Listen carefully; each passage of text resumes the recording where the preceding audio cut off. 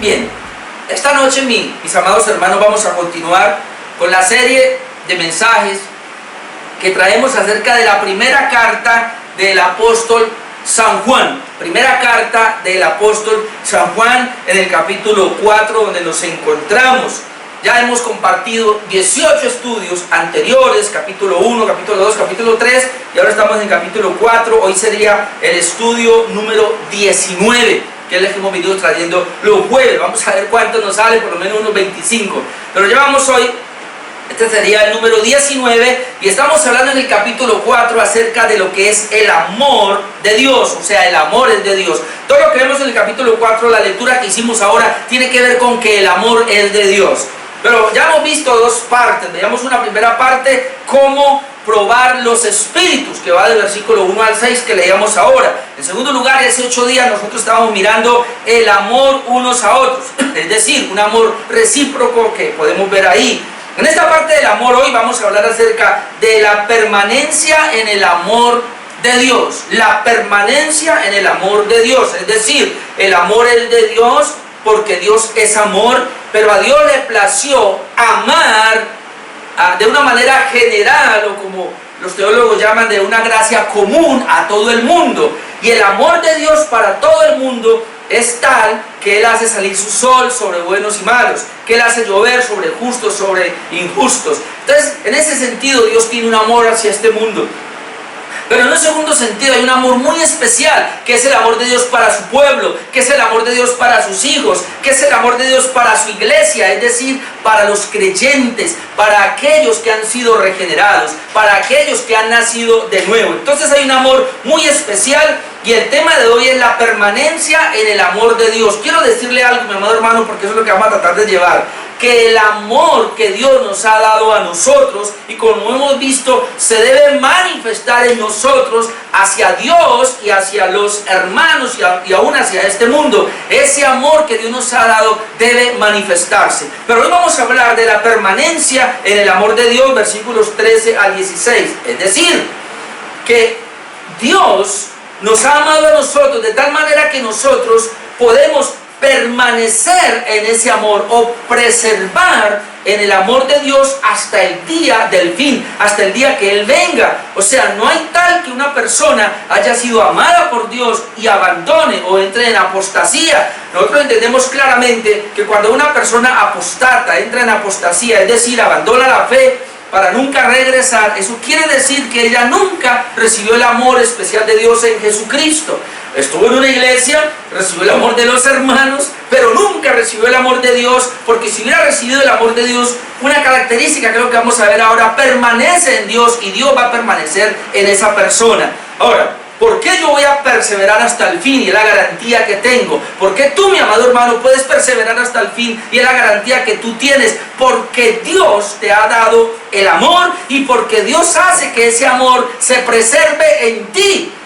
Y entonces, cuando el amor de Dios se preserva en mí, yo puedo perseverar en ese amor. De tal manera que no soy yo, sino el amor de Dios que está en mí, por medio del Espíritu Santo que está en mí, por medio de Jesucristo que está en mí, que hace que yo persevere. O sea, Él me preserva en su amor y yo persevero en su amor. Entonces nunca voy a poder abandonar el amor de Dios. O sea, esto no quiere decir que eventualmente no vaya a tener una caída por ahí. Esto no quiere decir que eventualmente alguna persona, algún hermano, como ha ocurrido de pronto por algún pecado, alguna situación, abandone la fe. Pero eso será momentáneo, eso será por un tiempo, pero Él va a volver a este amor. Porque si alguien abandona y no vuelve a este amor, sencillamente lo que podemos ver y podemos decir es que eso es una apostasía total.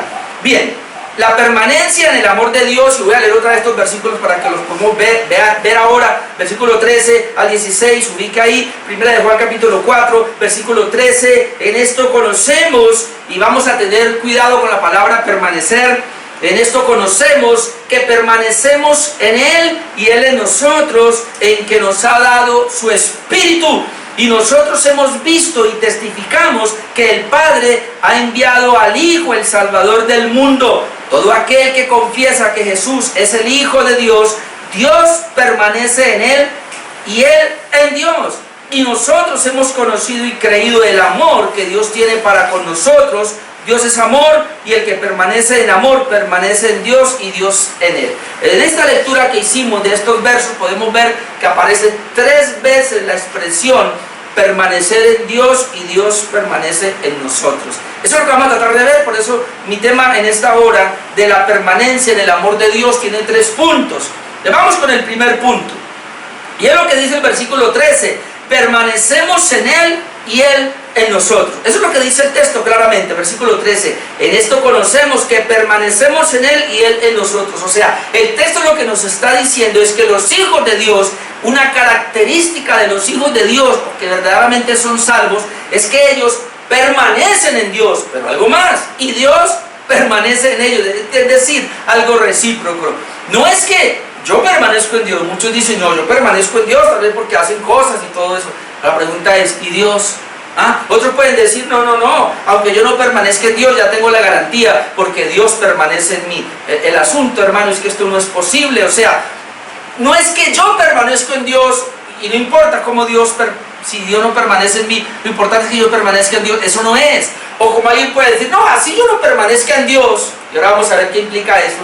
Pero lo importante es que Dios permanece en mí porque Él me hizo una promesa. No, eso tampoco. Aquí esto es algo recíproco, y eso está unido, eso está ligado. Esto aquí no se puede desligar. La idea es que yo permanezco, un hijo de Dios permanece en Dios y Dios permanece en Él. Y eso es lo que vamos a tratar de ver en esta hora.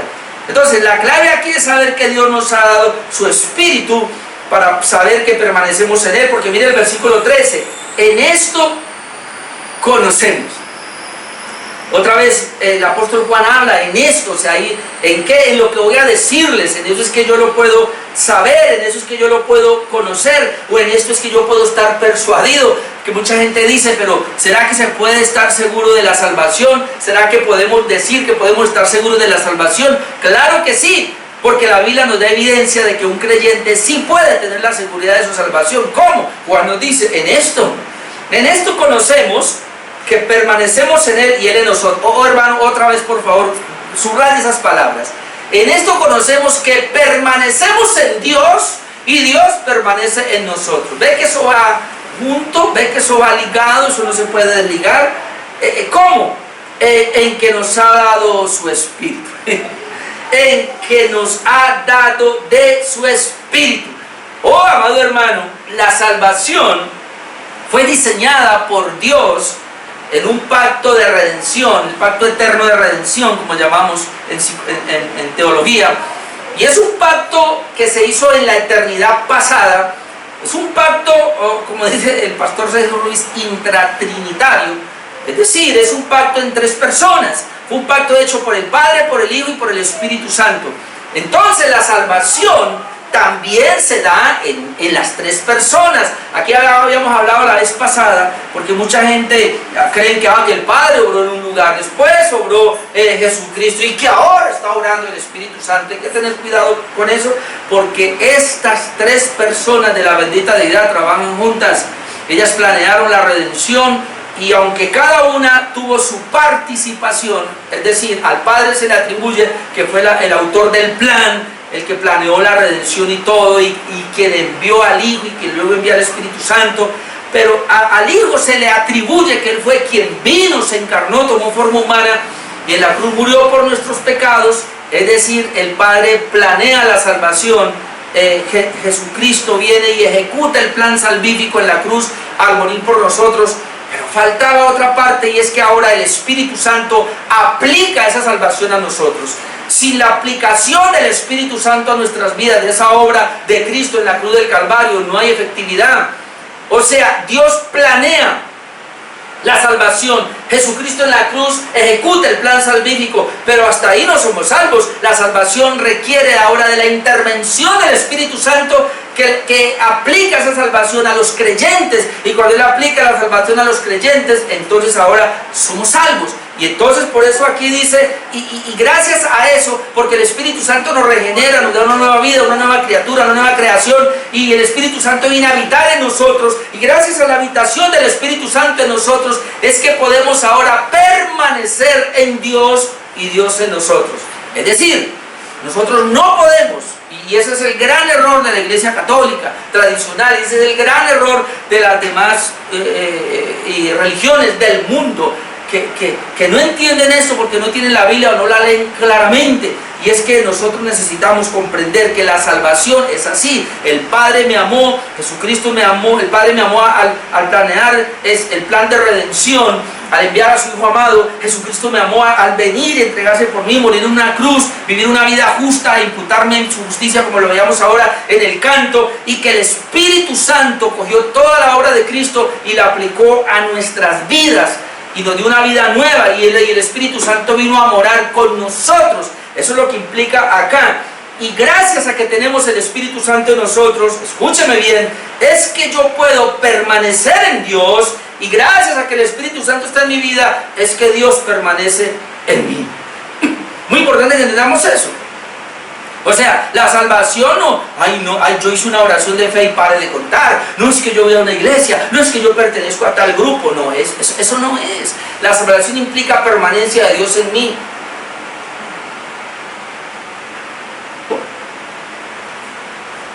Le voy a decir la cita nomás, pero en Romanos 8:9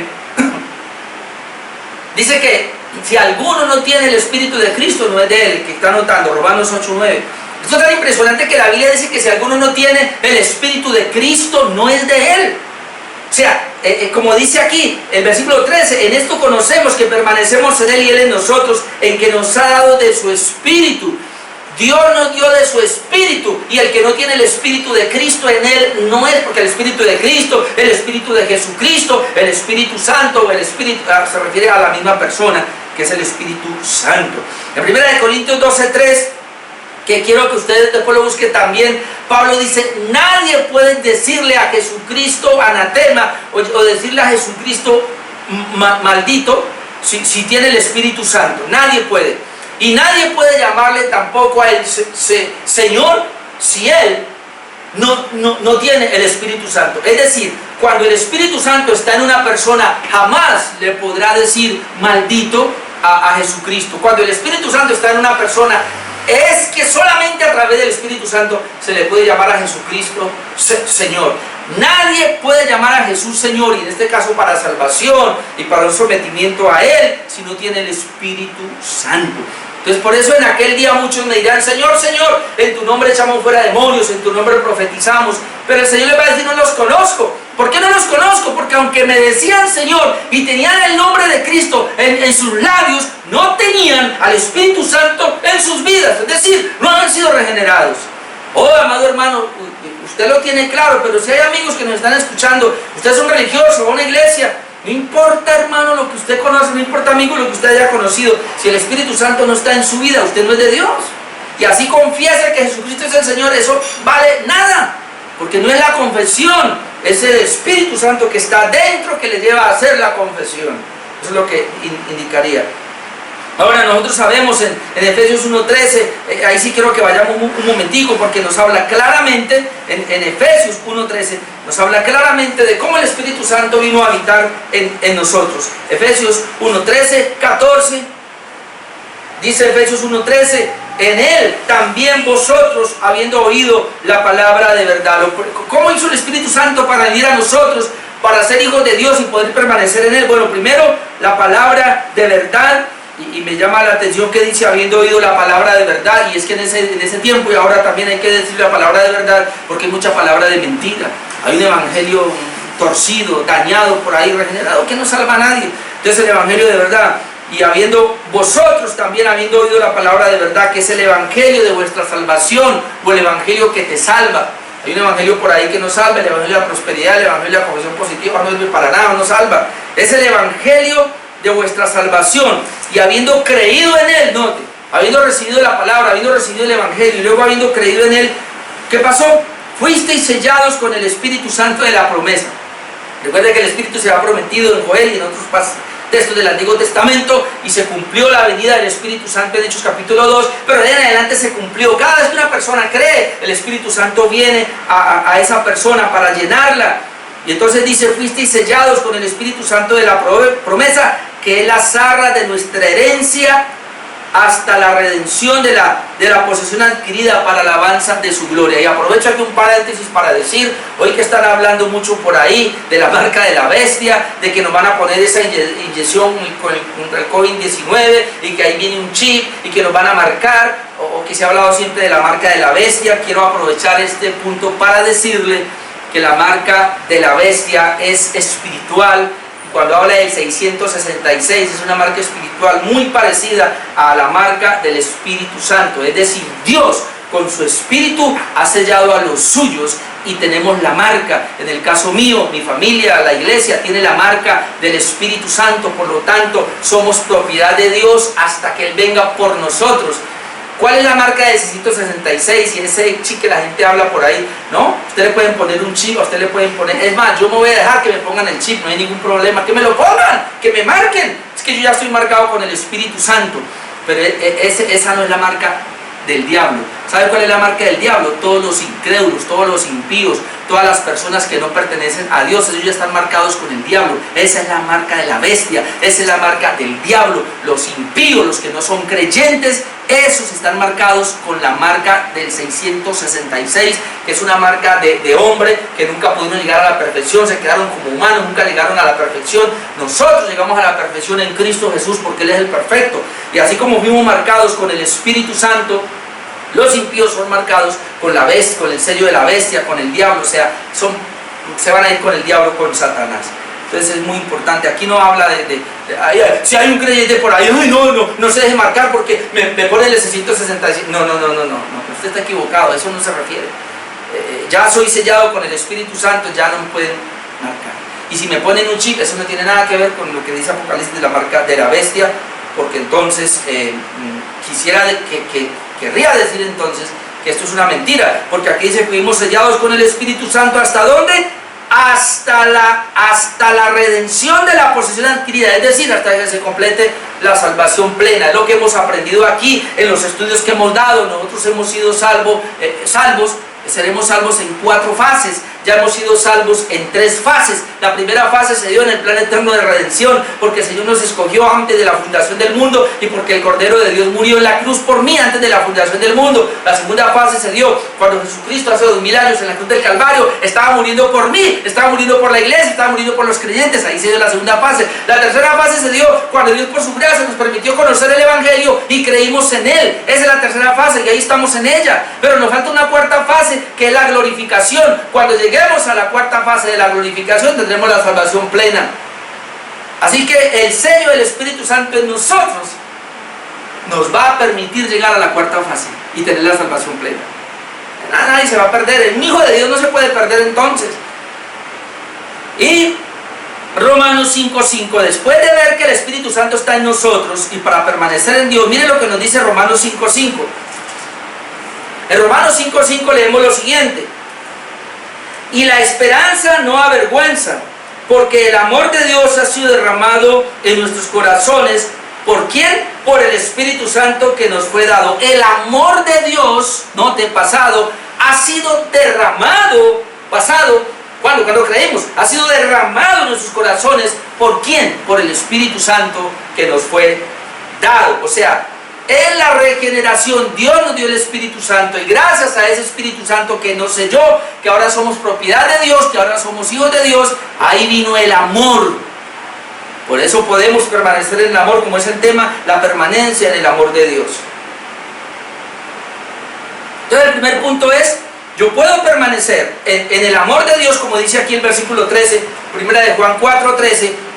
En esto conocemos que permanecemos en Él y Él en nosotros, en que nos ha dado de su Espíritu. Yo puedo permanecer en Él porque Él me dio de su Espíritu. Eso sería lo primero. Ahora, lo segundo que vamos a ver en esta noche es que Dios permanece en Él y Él en Dios. Dios permanece en nosotros y nosotros en Dios, versículos 14 y 15. Ahí está la otra partecita que quiero que subraye. Mire lo que dice: y nosotros hemos visto y testificamos que el Padre ha enviado al Hijo, el Salvador del mundo. Todo aquel que confiesa que Jesús es el Hijo de Dios, Dios permanece en Él y Él en Dios. Ese sería el segundo punto ahí. Dios permanece en Él y Él en Dios. Estamos mirando cómo hay tres hay tres maneras esta noche de poder ver, como es el tema, la permanencia del amor de Dios, ratificando las mismas palabras de la Biblia para no rebuscarnos y decir lo que la misma Biblia dice. Entonces, mi segundo punto es: Dios permanece en Él y Él en nosotros, como diría la última parte del versículo 15. Pero vamos a ver aquí algo muy importante. La clave entonces de esta permanencia, según estos dos versículos que acabamos de leer, es que se conoce y se confiesa a Cristo como el Hijo de Dios. O sea, la primera clave es que tengo al Espíritu Santo. ¿Cómo yo sé que yo permanezco en Dios y Dios permanece en mí? La primera clave es porque tengo al Espíritu Santo. Ahora, la segunda clave, porque aquí vuelven a decirme que yo permanezco en Él y Dios permanece en mí. ¿Cómo podemos saber nosotros aquí? La segunda clave es porque conocemos y confesamos a Cristo como el Hijo de Dios. Es porque una persona ha conocido y ha confesado a Cristo como el Hijo de Dios. Eso es lo que dice, mire el versículo 14. Y nosotros hemos visto y testificamos que el Padre ha enviado al Hijo, el Salvador del mundo. Ahora el 15. Todo aquel que confiesa que Jesús es el Hijo de Dios, ¿ve? Todo aquel que confiesa, el 14, todo aquel que conoce, testifica. Aquí todo aquel que confiesa, porque lo ha conocido obviamente, confiesa que Jesucristo, ¿quién es? El Hijo de Dios. Que Jesucristo, ¿quién es? Es el Hijo de Dios con mayúscula. Dios permanece en Él y Él en Dios. En otras palabras, para uno ser un cristiano, tiene que haber creído en Cristo, tiene que haberlo confesado. Pero vamos por parte entonces, ¿qué es lo que quiere decir acá? Lo primero es que Juan fue testigo presencial del envío del Hijo.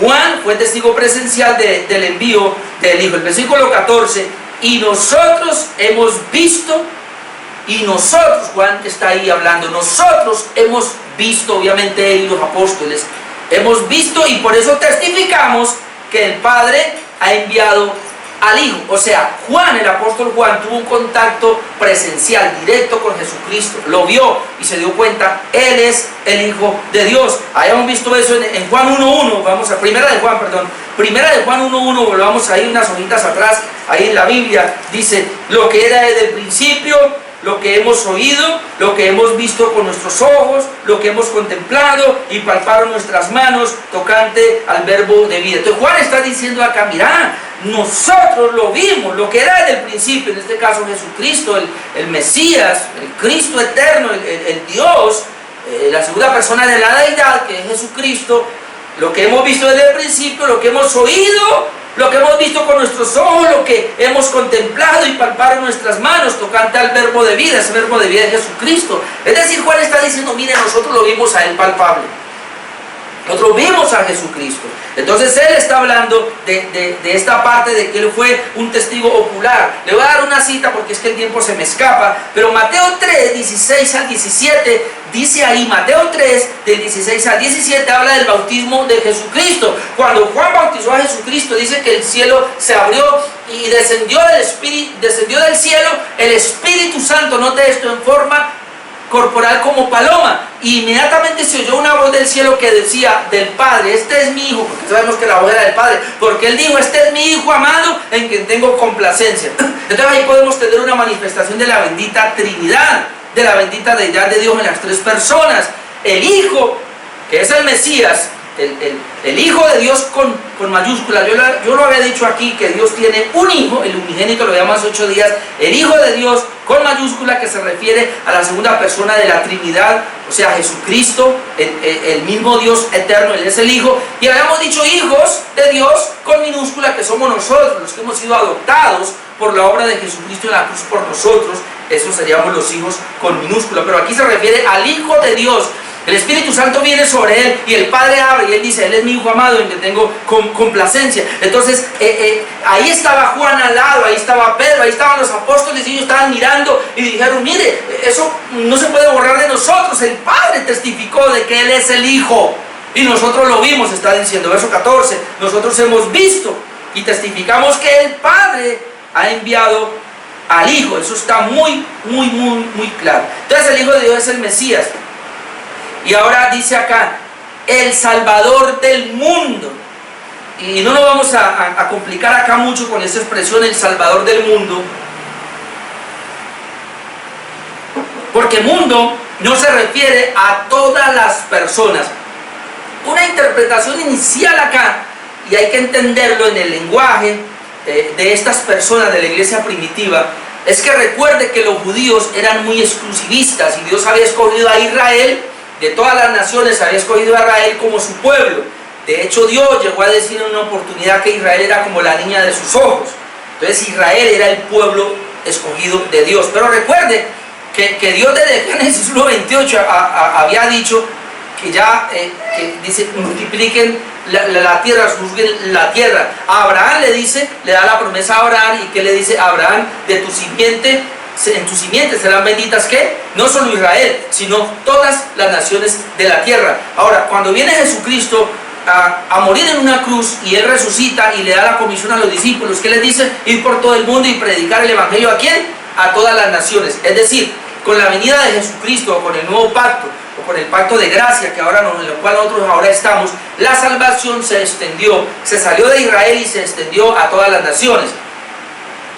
No a todo el mundo. Cuando habla de todas las naciones, lo que quiere decir es personas de todas las naciones. Es decir, ya los creyentes o el pueblo de Dios ya no se constituye solamente por Israel como la nación étnica, ¿no? O la nación política de Israel como nación no física, no, sino que ahora el pueblo de Dios es una nación espiritual, es el Israel espiritual, y está conformado tanto por judíos como por gentiles. Y judíos y gentiles, recuerde que la barrera se derrumbó, Cristo con su muerte en la cruz derribó la pared de enemistad. Ahora judíos y gentiles, por el único sacrificio que es Jesucristo, entran al Padre, de tal manera que ahora el Israel de Dios es la iglesia. Todos los creyentes, sean judíos o sean de descendencia gentil, son ahora el pueblo de Dios, son la iglesia de Dios. Entonces, cuando aquí dice que Jesucristo es el Salvador del mundo, se refiere a que Jesucristo es el Salvador del mundo de los creyentes. En este caso, la iglesia que está en todo el mundo, a eso es que se refiere. Y obviamente no tengo tiempo para aclarar de otro punto más, pero aquí no está hablando de que Jesús es el Salvador de todas las personas de todo el mundo, sino que Jesús es el Salvador de personas en todo el mundo. ¿Ve la diferencia? Jesús no es el Salvador de todas las personas en todo el mundo, sino que Jesús es el Salvador de personas en todo el mundo, es decir, del pueblo de Dios, de los creyentes, de la iglesia. Porque si Jesús es el Salvador de cada persona en todo el mundo, tendríamos que creer en la salvación universal, es decir, que Jesucristo en la cruz del Calvario murió para salvar a todo el mundo. Y si Jesús murió en la cruz y derramó su sangre para salvar a todo el mundo, no existiría infierno, nadie se perdería, nadie se condenaría y todo el mundo iría al cielo. Pero la realidad bíblica y lo que vemos nosotros es que la gran mayoría va a ir al infierno, porque la gente no creerá en el sacrificio de Cristo, no confesará que Jesucristo es el Señor, como lo vamos a ver ahora. Entonces, en este punto estamos viendo, y nosotros hemos visto y testificamos, que el Padre ha enviado al Hijo, el Salvador del mundo, el mundo creyente. Y en el versículo 5, el que cree confiesa que Jesús es el Hijo de Dios, que es Dios mismo. Mire, es muy importante, y con esto está atacando a los gnósticos, que era lo que veníamos diciendo nosotros, que ellos no creían que Jesucristo, a algún sector, que Jesucristo era el Hijo de Dios. Verso 15, todo aquel que confiesa que Jesús es el Hijo de Dios.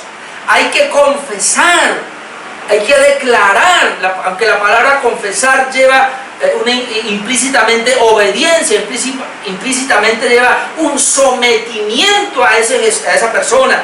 Cuando yo confieso a Jesucristo, no es que yo digo con mis labios solamente que Jesucristo es el Señor, sino que hay un sometimiento a esa persona, a una obediencia. Todo aquel entonces, versículo 15, que confiesa, hace una declaración que Jesús es el Hijo de Dios, es decir, que Jesús es el Mesías. Pero recuerden, los testigos de Jehová dicen, Jesús es el Hijo de Dios, pero con minúscula, en el sentido de que Jesús es una criatura de Dios. Jesús no es una criatura de Dios, Jesús es el mismo Dios. Entonces todo aquel que confiesa que Jesucristo es el Hijo de Dios, o sea, el mismo Dios, Dios permanece en él y él en Dios. Ahora vamos a ver esa confesión rapidito en Romanos 10. Vamos a ir un momentico al texto de Romanos 10 para que veamos esa confesión cómo es que es. Romanos 10, versículo 8.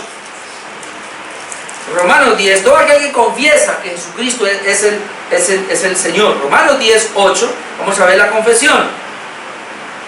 Mas, ¿qué dice? Cerca de ti está la palabra en tu boca y en tu corazón.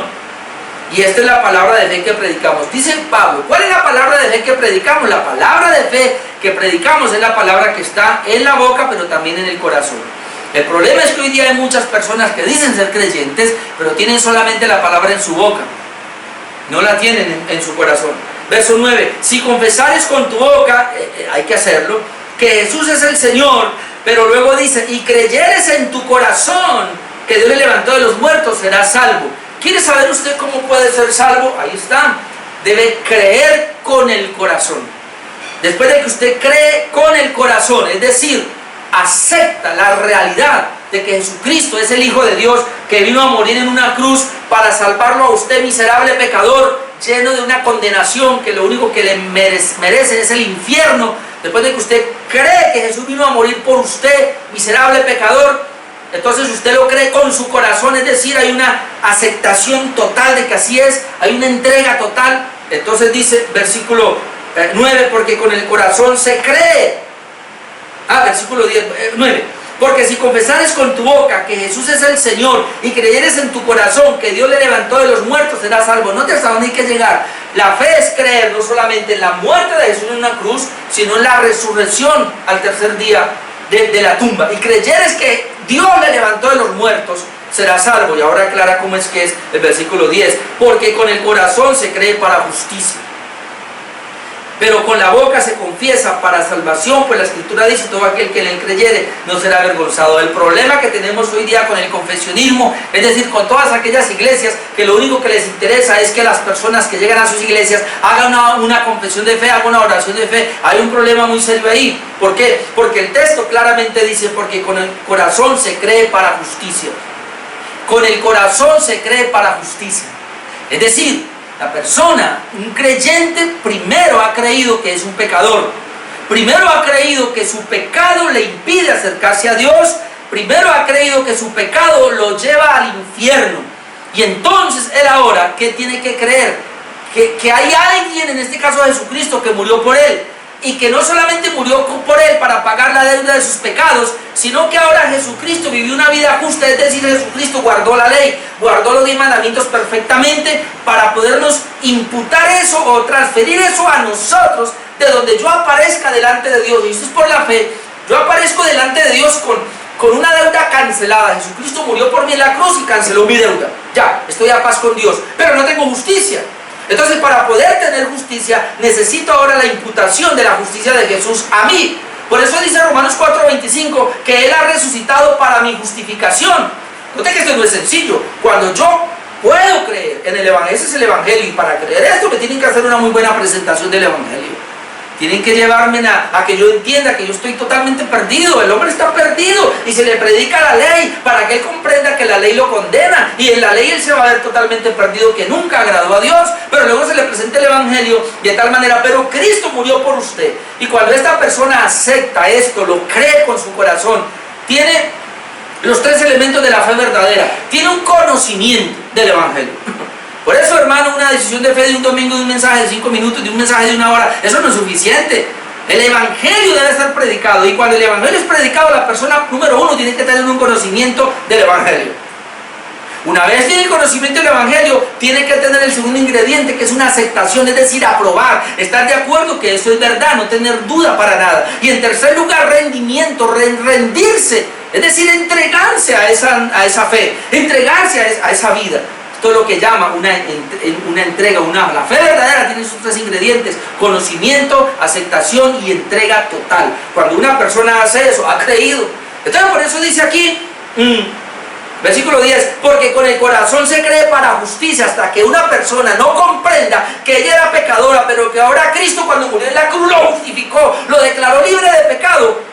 Esa persona, después de que llega a esa comprensión, sin que yo le ayude, sin que nadie le ayude, dice el verso 10, esa persona con el corazón cree para justicia, pero con la boca se confiesa para salvación. ¿Ve? Cuando la persona cree en su corazón la obra de Cristo, que él era un pecador, pero Cristo en la cruz llevó su pecado, y que él era injusto, pero Cristo le dio la justicia. Cuando él puede comprender eso y lo entiende, él ahora reacciona y confiesa: Jesús, tú lo hiciste por mí, creo en esto. Cuando él confiesa eso, porque se está rindiendo a Jesucristo, dice: es salvo. ¿Y quién hace esto? El Espíritu Santo. Es decir, el Espíritu Santo ya ha obrado en esa persona, la ha regenerado y la ha llevado a tener esa comprensión y la ha llevado a tener esa confesión. Por eso muchas personas llegan a las iglesias, conmigo lo hicieron, hago esta oración de fe, y uno comienza a ir a la iglesia en los primeros años y ni siquiera es creyente. Hay muchos pastores inclusive que están predicando y ni siquiera son creyentes. Son religiosos, pero no son creyentes, porque ellos todavía: ¿y usted qué es? No, yo soy un pecador, y ahora peco, y si no me arrepiento me voy a ir al infierno. No tienen la justificación, no están seguros de su salvación. Aunque la santificación es otro punto, pero una persona que verdaderamente es un creyente, un hijo de Dios, un salvo, él es justo, él está seguro de su salvación. La justificación, la justicia que él tiene, no depende de sus obras, depende de la obra de Cristo. La santificación es diferente, que eso ya es un fruto de la justificación, pero eso es otro tema. Entonces, a esto es que se refiere esta segunda parte, que es lo que queremos decir acá: Dios permanece en él y él en Dios. O sea, cuando una persona puede, en primer lugar, tiene el Espíritu Santo, ella puede decir: Dios, yo estoy en Dios, Dios en mí.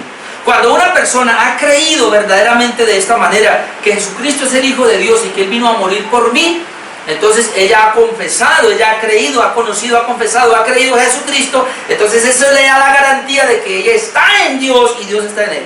Leamos otra vez y verá que así es, versículos 14 y 15. Y nosotros hemos visto y testificamos, primera de Juan 4, 14. Y nosotros hemos visto y testificamos que el Padre ha enviado al Hijo, el Salvador del mundo.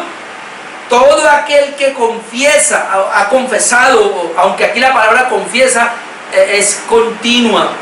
Y aprovecho para decir esto: no es que yo confesé una vez, yo sigo confesando. Todos los días confieso: Jesucristo, tú eres mi Señor, tú eres mi Salvador. Yo le digo en mi oración: Jesucristo, yo he creído en ti para el perdón de mis pecados, yo he creído en ti para la justificación de mi alma, yo he creído en ti, sigo creyendo en ti, porque la creencia es una permanencia hasta el último día. No es como algunos que: no, yo creí una vez y punto. No, yo creía que una vez y ahora voy a hacer lo que se me viene en gana y vivo mi vida. Yo ya soy salvo porque ya el Señor me perdonó de mis pecados, o sea, justificación. Ya el Señor me perdonó de mis pecados y ahora vivo como se me da la gana. No, eso no es. Eso es un mal entendimiento de la obra de Cristo en la cruz, porque la justificación va unida a la santificación. Es decir, yo sigo creyendo, ya creí para justificación, eso está claro, sigo creyendo obviamente en la justificación, pero ahora sigo creyendo en la santificación, que Dios sigue conmigo, porque eso es lo que dice el texto. Mire el verso 15: todo aquel que confiesa que Jesús es el Hijo de Dios, Dios permanece en él y él en Dios. Dios permanece en él y él permanece en Dios. Dios permanece en él y él permanece en Dios. Si yo no voy a vivir una vida santa porque me amparo en la obra de justificación, ella me justificó, pero ahora yo vivo como quiero, me deleito en el pecado, sigo pecando, me enredando en el pecado, déjeme decirle: Dios no permanece en él. Es muy claro el texto, ¿no? El hecho de que yo haya confesado, de que yo haya creído, de que yo haya sido una nueva criatura, eso me tiene que llevar entonces a que soy justificado, pero ahora vivo una vida de santidad, y entonces eso hace que Dios permanezca en mí y yo pueda permanecer en él. Y el último punto de esta noche, versículo 16: el que permanece en amor permanece en Dios y Dios en él. Versículo 16 prácticamente lo que dice: y nosotros hemos conocido y creído. Vuelve al punto otra vez: hemos conocido y creído el amor que Dios tiene para con nosotros. Dice acá: Dios es amor, y este es el punto. Y el que permanece en amor, permanece en Dios y Dios en él. Ahora lo amplía un poquito. ¿Cómo yo sé que soy hijo de Dios? ¿Cómo yo sé, cómo es el punto, que permanezco en el amor de Dios? ¿Cuál es la clave? Aquí la clave es conocer y creer el amor que Dios tiene para con nosotros. La clave es conocer y creer el amor que Dios tiene para con nosotros. Vamos con las claves. Clave número 1, habíamos dicho acá, la clave número 1 es saber que Dios me dio el Espíritu Santo. Si usted quiere saber que permanece en el amor de Dios, número 1, usted tiene que saber que Dios le dio el Espíritu Santo y el Espíritu Santo está en mí. Número 2, la clave número 2 para saber es que debo conocer y confesar a Jesucristo como el Hijo de Dios. Es una confesión permanente. Yo debo confesar a Jesucristo como el Cristo, el Mesías, como el Hijo de Dios. Y número 3, como dice acá el texto, la otra clave, es que debo conocer y creer el amor de Dios que tiene para conmigo. El Espíritu Santo conmigo, Jesucristo conmigo y el amor de Dios para conmigo. Es más, yo puedo decirle, sin temor a equivocarme, según esto, que aquí está hablando de todo lo que es la salvación trinitaria. Note, ¿qué dice el texto? Yo debo saber que el Espíritu Santo está en mí. El Espíritu Santo está en mí. Número 2, yo debo saber, debo creer y conocer que Jesucristo es el Hijo de Dios, que me salvó. Y número 4, debo saber y debo conocer, debo creer que Dios me amó y que ese amor fue derramado a mí, que el amor de Dios está en mí. Entonces, mire, tengo al Espíritu Santo en mí, tengo a Jesucristo en mí y tengo a Dios, el amor de Dios en mí. Y esa es la garantía entonces. Entonces vamos a mirar, porque esto es lo que él ha repetido. Nos habla de una experiencia, hemos conocido y hemos creído. En algún momento hubo una experiencia, versículo 16, y nosotros hemos conocido y hemos creído. Otra vez Juan está diciéndolo y nos transfiere a nosotros esa experiencia. Hemos conocido y hemos creído el amor de Dios, el amor que Dios tiene para con nosotros, el amor que Dios tiene para con nosotros, que es el mismo amor que tiene para el mundo, el Salvador del mundo creyente, el amor que Dios tiene para con nosotros, es decir, para la iglesia, un amor salvífico. Recuerde que el amor que Dios tiene para el hombre impío, para todas las personas, es un amor de lo que llama una gracia común, pero el amor que Dios tiene para con nosotros es un amor ya especial. ¿Y quiénes son esos? Ese amor, porque Dios es amor, lo habíamos visto hace 8 días, porque Dios es amor, y el que permanece en amor, note, Dios es amor, lo habíamos visto hace 8 días, y el que permanece en amor, el que permanece en amor, ¿sí ve que hay una permanencia?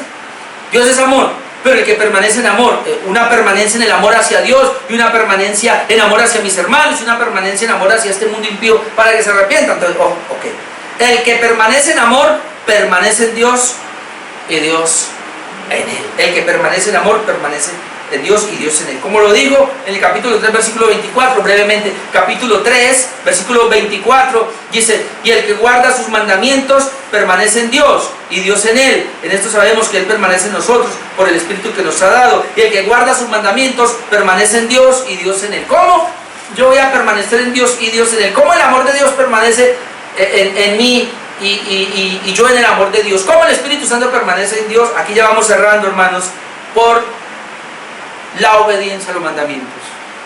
Vamos a ir a Juan capítulo 14 para ir terminando ya. El Evangelio de Juan capítulo 14, versículo 21. El Evangelio de Juan capítulo 14, versículo 21. El que tiene mis mandamientos y los guarda, ese es el que me ama. ¿Quién es el que ama a Dios? El que tiene mis mandamientos y los guarda, ese es el que me ama. Y el que me ama, note, será amado por mi Padre. Y luego dice Jesús, y yo le amaré y me manifestaré a él. El amor del Padre, el amor del Hijo, y me manifestaré a él. Le dice Judas Iscariote, Señor, ¿cómo es que te manifestarás a nosotros y no al mundo? Respondió Jesús y les dijo, el que me ama mi palabra guardará. El que me ama mi palabra guardará. Mis mandamientos guardará. Y mi Padre le amará y vendremos a él y haremos morada con él. Ve, permanencia en él y yo en él. 24 es el negativo, el que no me ama no guarda mis palabras. El que no me ama no guarda mis palabras.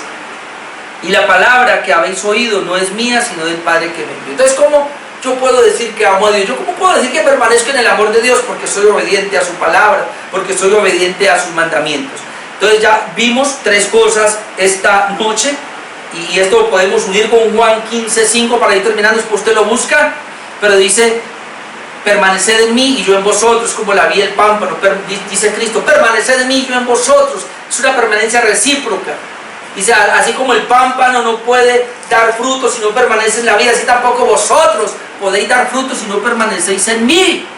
Entonces, yo permanezco en Dios, Dios permanece en mí. Pero ¿cuál es la garantía que me lleva a que yo permanezca en Dios y que Él permanezca en mí? Primero, por el Espíritu Santo que me ha dado. Creí en medio del Espíritu Santo. Segundo, porque yo creo que Jesucristo es el Mesías, es decir, es el Hijo de Dios que fue enviado a morir por mí en la cruz, por la iglesia. Y en tercer lugar, porque yo he creído en el amor de Dios. Ahí está la bendita Trinidad. La obra del Espíritu Santo, la obra del Hijo y la obra del Padre. Siempre se le atribuye el amor al Padre, el amor de Dios a Dios el Padre. El sacrificio, el amor de Cristo a través del sacrificio morido por mí. Y el amor del Espíritu Santo en la permanencia, en la habitación que tiene en mi vida y en la permanencia que está en mí. Entonces esa es la manera, hemos visto esta noche, cómo podemos entender que Dios permanece en mí y yo permanezco en Él. O como el título del mensaje, la permanencia en el amor de Dios. Entre 8 días terminaremos el capítulo 4 y continuando hablando un poquito acerca del amor, porque todo el capítulo 4 dijimos que tiene que ver con que el amor es de Dios. Yo espero, mi amado hermano, que esto lo afiance más a usted, le dé más capacidad, le dé más entendimiento en lo que es el Evangelio, en lo que es la palabra de Dios. Y si hay algunos que no han experimentado esta parte, pues usted puede comunicarse con nosotros a través del Facebook, a través de YouTube, puede comunicarse con nosotros y allí nosotros podemos orientarle un poco más. Vamos a orar.